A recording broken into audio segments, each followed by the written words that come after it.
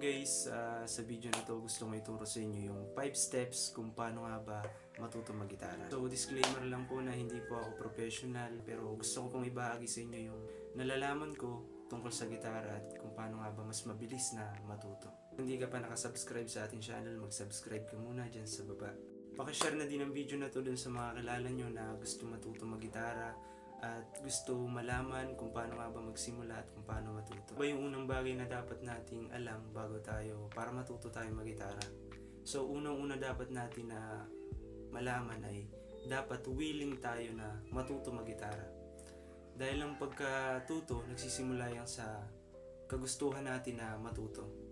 Dapat willing tayo na matuto mag-gitara.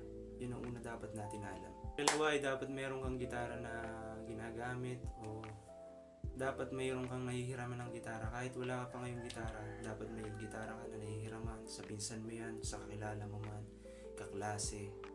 Yun ang ikalawa, dapat meron tayong gitara. Ikatlo na dapat nating malaman ay yung mga chords. So, may 4 na chords akong ituturo na sa tingin ko ay dapat nyo muna itong malaman. O karamihan nga dito kaya nagsisimula sa chords na to, sa basic chords na to, sa 4 na chords. Ito yung G, E minor, C9 at D. So yun yung 4 na chords na ituturo ko sa inyo. So magsimula tayo sa G.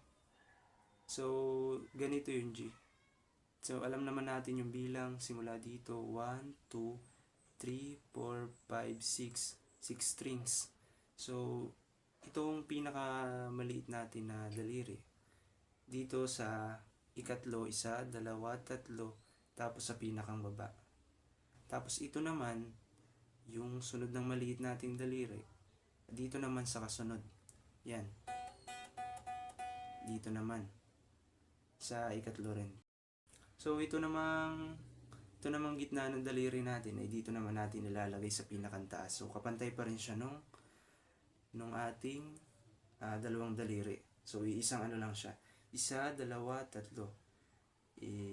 Isang fret lang siya.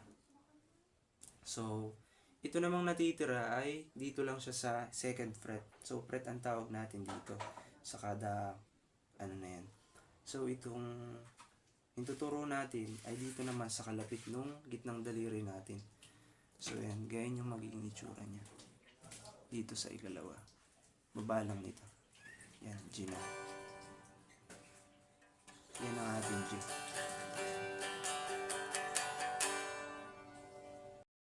So, next naman natin, madali lang ito. Ito yung E minor. So, dalawang daliri lang yung kailangan natin gamitin. Ito guys. Itong dalawang daliri lang na to. So, paano nga ba saan nga dapat natin siya ilagay? Ito, second fret. Tapos, yan, dito lang sa second fret. Magkasunod lang sila.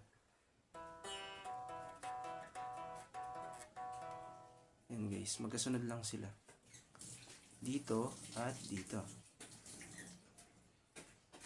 4th string at 5th string. So, ayan siya. Magkasunod lang sila.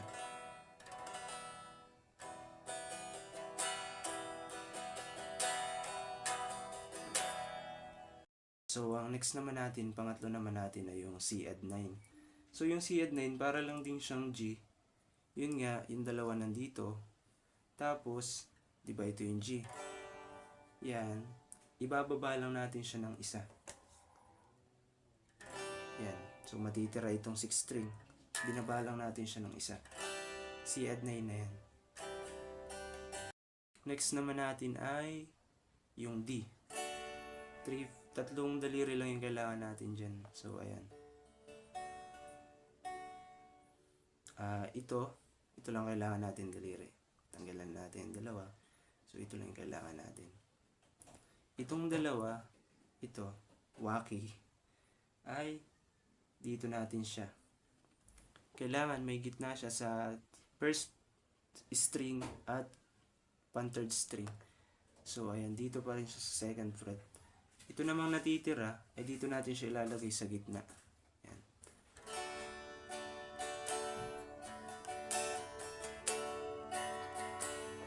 So, ayan. So, ayun nga, naituro ko na yung mga chords. Step number 4 ay practice lang.